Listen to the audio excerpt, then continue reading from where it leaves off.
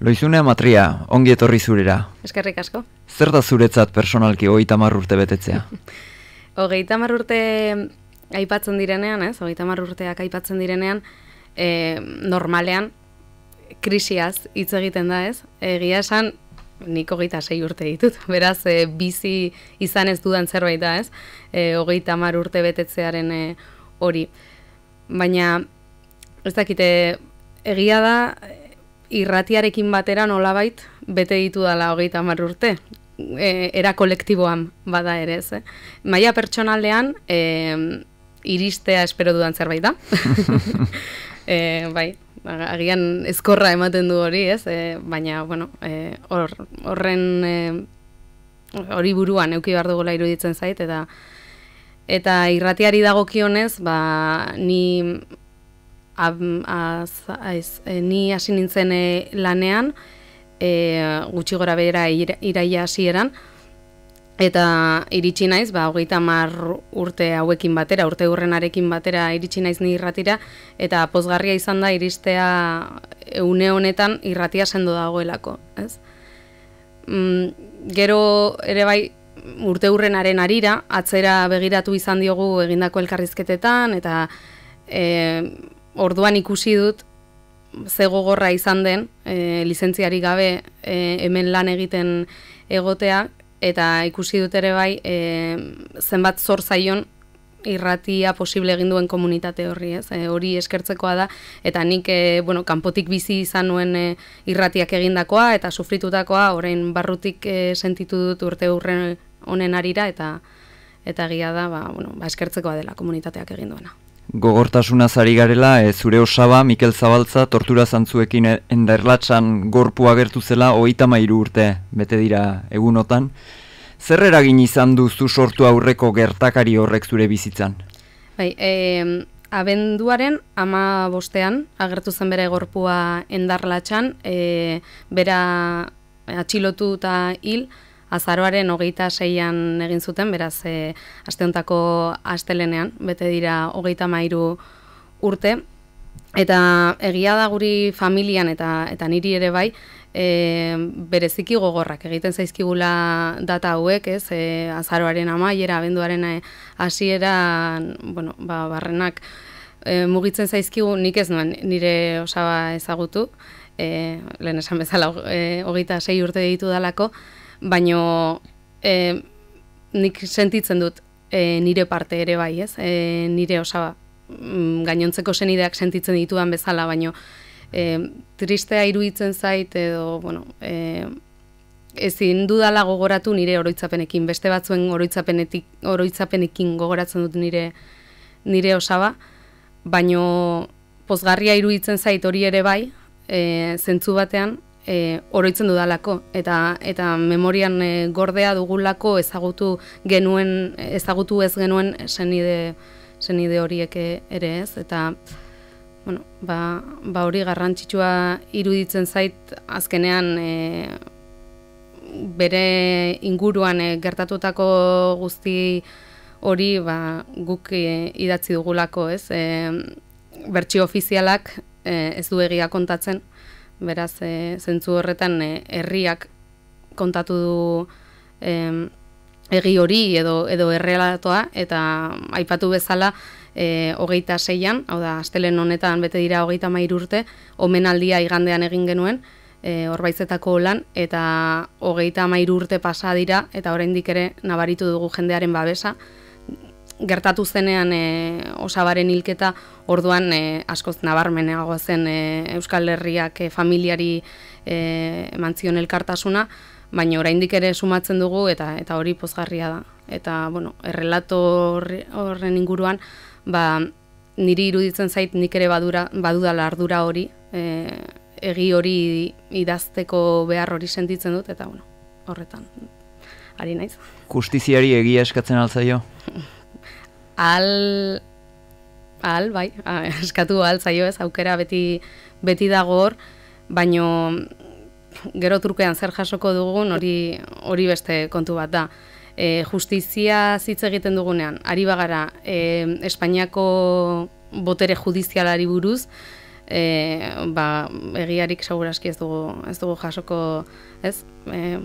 Justizia horri eskatu altzaio egia, baina gure kasuan adibidez, ez dugu egiarik jaso, ez? Ez dakit. Eta kazetaritzari eskatzen diozu egia? Bai, kazetaritzari eskatzen diogu egia, baina egia da hori oso zaila dela lortzen, ez? Objektibotasun hori. Azkenean guk zerbait begiratzen dugunean, jasotzen dugunean, zerbaiten inguruan informatzen dugunean ikuspuntu bat edo beste erabiltzen dugu. Orduan hori subjektiboa da. Eta iruditzen zait kazetaria hori izan behar duela gogoan eta zintzotasunez jokatu. Subjektibotasun hori kontuan izanik, informazioaren ertz guztiak miatu, ertz horiek gustokoak izan ala ez. Kazetari edo irrati esatari honak ze izan behar du? Aho bizia edo belarri presta? Belarria prest eduki beharko genuke, entzun nahi ez dugun hori ere bai, eta horren inguruan informatzeko, eta ahoa bizi, ez dakit, asko hitz egiterakoan batzuetan galtzen dugu informazioa, ez? Ez dakit. Euskaldunok behar bezala hartzen alditugu aintzat euskaraz ulertu, baina hitz egitera ausartzen ez diren hoiek. Uste dut ez. Ez. Aurrekoan ETB baten emititu zuten euskaraldiaren inguruko saio bat, eta orduan Ametsar Zaiusek aipatzen zuen euskaldunak bere burua justifikatu behar duela etengabe, ez? Eta uste dut arrazoia duela horretan. Eta nolabait konplexuz beteta gaudela, eta iruditzen zait konplexu horiek guk sortzen ditugula. Nik bai ditut nire inguruan euskaraz ulertu, euskaraz hitz egiteko arazorik ez dutenak, baina hitz egitera ausartzen ez direnak. Eta zergaitik ez dira ausartzen, sentitzen dutelako euskaldunok epaituko ditugula. Eta adibidez nik gazteleraz egiten dudanean, euskarazko hitzak sartzen ditut, ingelerazkoak ere bai, gero eta gehiago, eta inork ez nahu epaitzen, baina euskaraz egiten dugunean, sentitzen dugu zuzen hitz egin behar dugula, akatsik gabe, eta iruditzen zait hori muga horiek edo konplexu horiek guk ezartzen ditugula, bai kolektiboki eta norberak bere buruari ere bai. Ze paper du Euskal Herria Irratiak Iruña herriaren euskalduntze prozesuan?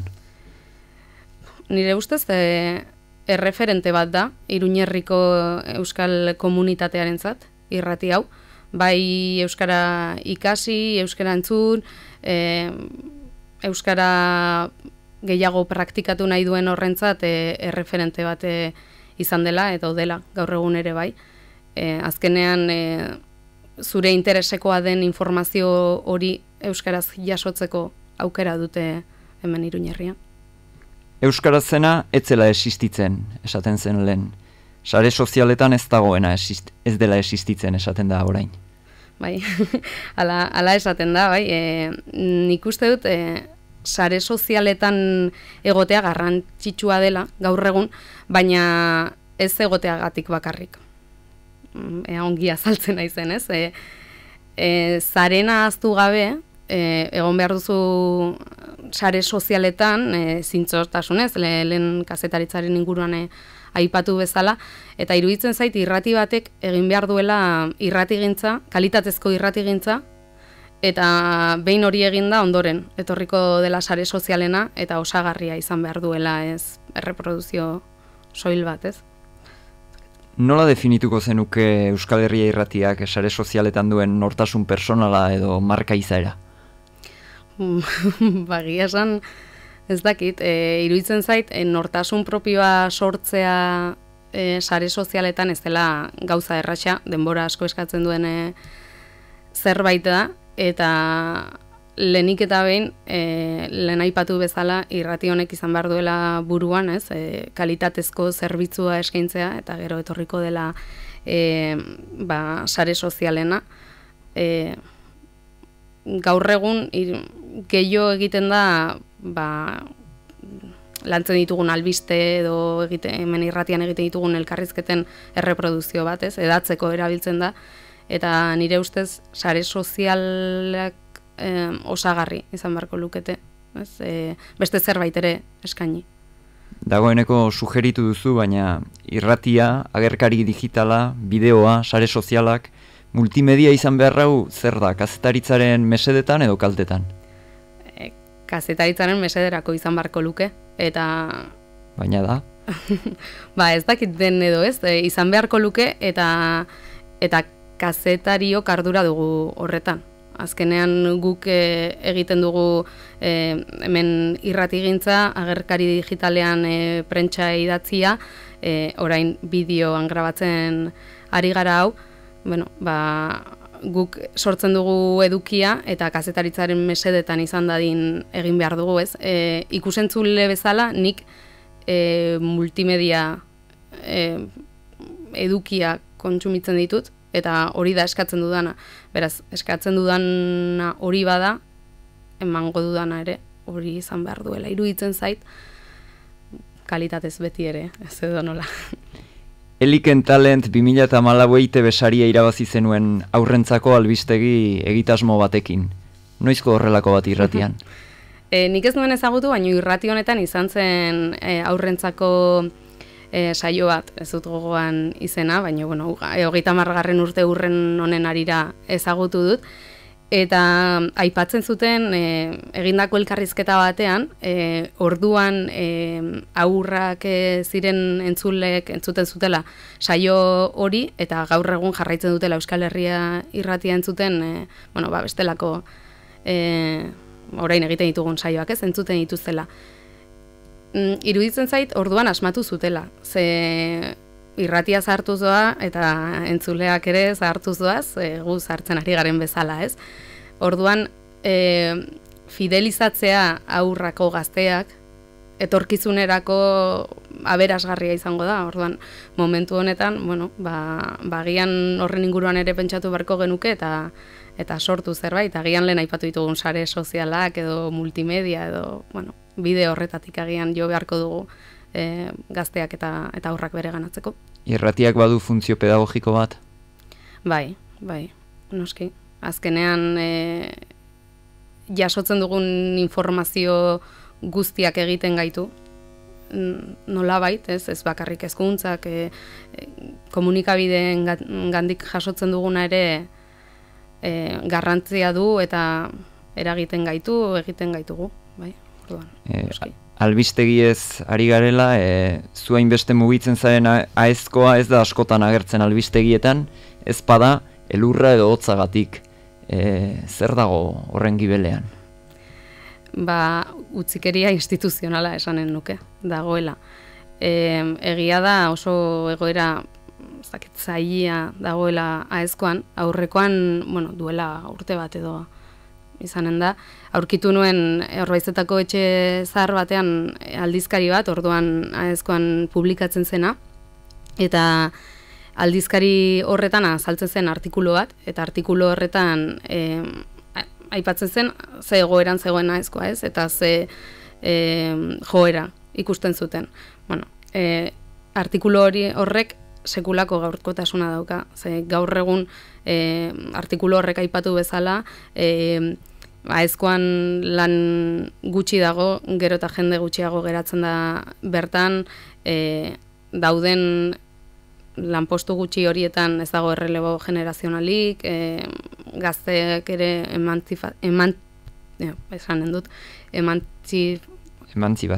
emantzipatzeko arazoak dituzte, eskerrik asko, eta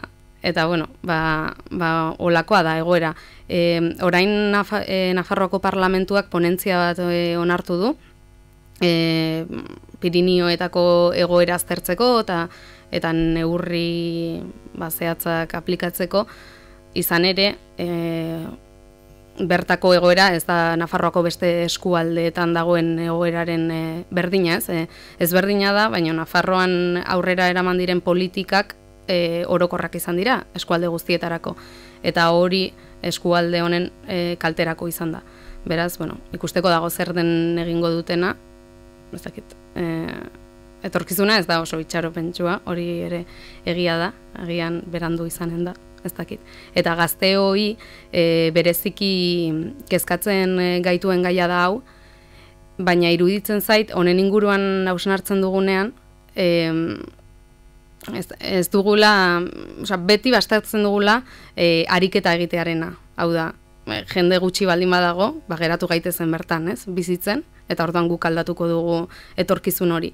Baina balantzan beti dago herriaren etorkizuna eta gure nahi pertsonal profesionalak, eta gehienetan gure erabakiak gure nahi pertsonal eta profesional horren alde egiten du, eta ez bestearen alde. Baina aldi berean badago Pirineoa bizirik deitzen den mugimendu bat, ezta? Bai, bada jendea saiatzen dena berpizten, eta Nafarroako parlamentuan sortu duten ponentzia hori talde horrek eta beste batzuek egindako lanari eskari izan da. Ez da dena ezkorra, baino bai, ez dakit, nik bizi dut gazten aldetik, egiteko asko dagoela, ez dakit motibatu beharko genuke geure buruan. 2018ko Nafarroako urrezko domina Sarai Bularreko minbiziaren Nafarroako elkarteari emango diote hurrengo astelenean, nori emango zeniokezuk?